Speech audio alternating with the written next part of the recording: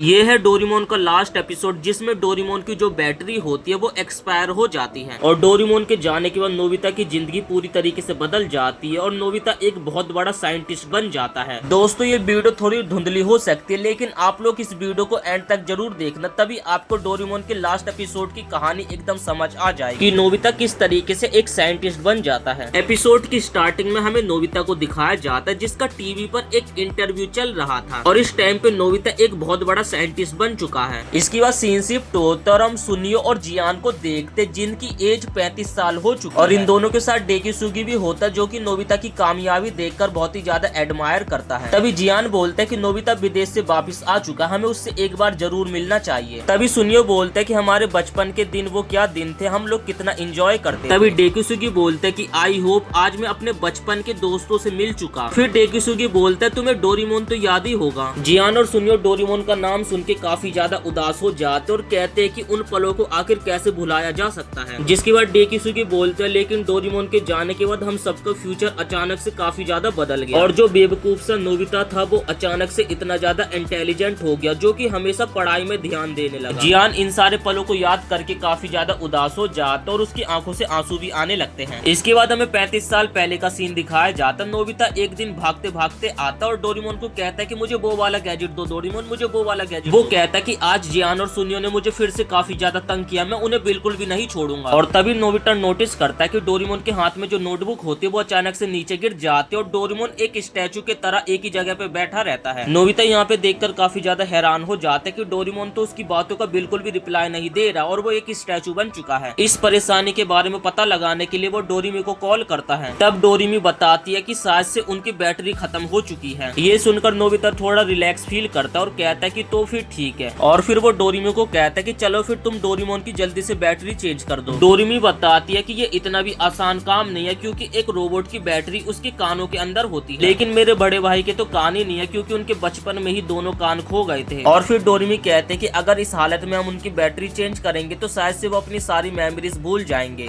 Nobita ये सुनकर एकदम हैरान हो जाता और वो कहता है कि ये एकदम झूठ है, आखिर एक बैटरी के खराब होने से किसी की मेमोरीज आखिर कैसे कोई भूल सकता है। डोरेमी बताती है कि इसमें हम कुछ भी नहीं कर सकते, अगर हम उसे एनर्जी देने की कोशिश करेंगे तो शायद से वो अपनी याददाश्त भूल भी सकता है क्योंकि जो डोरेमोन है वो एक काफी ज्यादा पुराना रोबोट है। नोबिता कहता है कि ये सब बहुत हुआ, अब मैं दोबारा से टाइम में पीछे जाकर ये सब कुछ बदल दूंगा। और जैसे वो टाइम मशीन में जाने की कोशिश करता है तो वहाँ से टाइम मशीन गायब हो। डोरेमी बताती है कि इस टाइम मशीन का इस्तेमाल तुम तब तक कर सकते थे जब तक तुम्हारे साथ डोरेमोन था, अब तुम्हारे साथ डोरेमोन नहीं है तो तुम इस टाइम मशीन का भी बिल्कुल भी इस्तेमाल नहीं कर सकते हो। और वो कहते कि मैं वहाँ आकर तुम्हारी मदद भी नहीं कर सकती क्योंकि टाइम पेट्रोल ने मुझे ऐसा करने से मना करा और टाइम पेट्रोल का मेरे ऊपर सख्त निगरानी है। तब नोबिता डोरेमी से पूछता है कि आखिर फिर मैं क्या करूं डोरेमोन को ठीक करने के लिए। तभी उसे याद आता और वो कहता है कि अगर हम डोरेमोन के दोबारा से कान लगा देंगे तो वो पहले की तरह एकदम ठीक हो जाएगा ना। डोरेमी बताते कि तुम ऐसा कुछ भी नहीं कर सकते क्योंकि डोरेमोन की टाइम मशीन के साथ जो उसकी पॉकेट डायमेंशन थी वो भी गायब हो चुकी है। तब नोबिता कहता है कि डोरेमोन को जिस बंदे ने बनाया तो फिर मेरी उससे बात कराओ। डोरेमी कहती है कि डोरेमोन के ऑथर को भी इस बारे में कुछ भी नहीं पता है कि डोरेमोन के साथ आखिर ये हुआ क्या। तभी डोरेमी कहती है कि अगर हम कुछ भी करने की कोशिश करेंगे तो शायद से डोरेमोन की मेमोरीज हमेशा के लिए गायब हो सकती है। तब डोरेमी कहते हैं कि तुम्हारे पास बस दो रास्ते, अगर टाइम पेट्रोल मुझे परमिशन दे दे तो मैं तुम्हारी वहाँ पे मदद करने के लिए आ सकती हूँ, लेकिन अगर मुझे टाइम पेट्रोल से परमिशन मिलने के बाद मैं तुम्हारी वहाँ पे मदद करने के लिए आऊंगी तो मुझे डोरेमोन की बैटरी चेंज करनी होगी जिससे डोरेमोन की मेमोरीज भी गायब हो सकती है। और दूसरा ऑप्शन डोरेमी ये बताती है कि हमें फ्यूचर में आने वाली टेक्नोलॉजी का वेट करना पड़ेगा। इसी के साथ यहाँ पे नोबिता का उदास से भरा एक दिन खत्म हो जाता है। इसके बाद हम नोबिता की मॉम को देखते जो कि आवाज लगा के पुकारते हैं कि नोबिता डोरेमोन खाना तैयार है। और नोबिता के रूम में हम नोबिता को देखते जो कि डोरेमोन के स्टैचू कोई घूर रहा था। जिसके बाद नोबिता अपने पुराने पलों को याद करने लगता है कि कैसे पहले डोरेमोन उसके ऊपर गुस्सा करता था लेकिन बाद में वो मान जाता था और साथ ही वो दोनों साथ में टाइम मशीन में भी घूमा करते थे। कभी कभार उन दोनों की लड़ाई होती थी लेकिन बाद में वो दोनों दोस्त बन जाते थे और इन पलों को याद करके नोबिता काफी ज्यादा रोने लगता है। इसके बाद हम देखते कि नोबिता डोरेमोन के रोबोट के स्टैचू के सामने खड़ा होकर कहता है कि मैं तुम्हें ठीक करके रहूंगा। और इस पल के बाद नोबिता की जिंदगी पूरी तरीके से बदल जाती है। हम देखते हैं कि नोबिता एक हाई स्कूल का स्टूडेंट बन चुका है और आज उसका एग्जाम का रिजल्ट आया है। नोबिता अपने एग्जाम के मार्क्स को देखने के लिए जाता है और नोबिता ने इस बार भी एग्जाम में टॉप किया होता है। अपने पेपर के मार्क्स को देखकर नोबिता अपने घर जाने लगता है। तभी पीछे से उसे सुजुका पुकारती है। सुजुका नोबिता के पास आकर कहती कि कांग्रेचुलेशन, तुमने इस बार भी हाई स्कूल में टॉप किया है। तभी डेकिसुगी डेकिसुगी आता है जो को कहता है कि तुमने कमाल ही कर दिया, तुम्हारी टक्कर का तो कोई है। जिस पे नोबिता उन दोनों को रिप्लाई देते हुए कहता है कि शुक्रिया, मुझे स्पोर्ट से कोई मतलब नहीं है और मुझे तो बस हर जगह से नॉलेज प्राप्त करने, इसलिए मैं अपनी तरफ से पूरी कोशिश करता हूँ। तभी सुजुका कहते हैं कि लेकिन हम चाहते हैं कि तुम इस पल को हमारे साथ सेलिब्रेट करो। नोबिता सुजुका से माफी मांगता है कि मुझे माफ कर देना, मेरे पास बिल्कुल भी समय नहीं है, और उसके बाद वो वहाँ से चला जाता है। नोबिता के जाने के बाद डेकिसुगी बोलता है कि नोबिता पूरी तरीके से बदल चुका है, जिसपे सुजुका डेकिसुगी के ऊपर गुस्सा होकर बोलते हैं कि ऐसा बिल्कुल भी नहीं है। सुजुका कहते हैं कि नोबिता भले ही अपने आप को अभी अकेला समझ रहा है, लेकिन हम उसके दोस्त हैं, हमें उसका हमेशा साथ देना चाहिए। सुजुका कहते हैं कि डोरेमोन के जाने के बाद नोबिता बदल चुका है और वो अपने आप को अकेला समझता है, लेकिन हमें उसका साथ देना चाहिए और इस अकेलेपन में हमेशा दोस्ती तो काम आते हैं। सुजुका कहती है कि चाहे कुछ भी हो जाए, मैं नोबिता का हमेशा साथ दूंगी, और उसके बाद वो नोबिता के पीछे भाग जाती है। इसके बाद सीन शिफ्ट होता है, वही सीन दिखाया जाता है जहाँ पर डेकिसुगी, जियान और सुनियो बात कर रहे थे। सुनियो कहता अगर हम टाइम ट्रेवल करके उस पल को बदलने की कोशिश करते तो इससे हमारी हिस्ट्री पर भी असर पड़ता।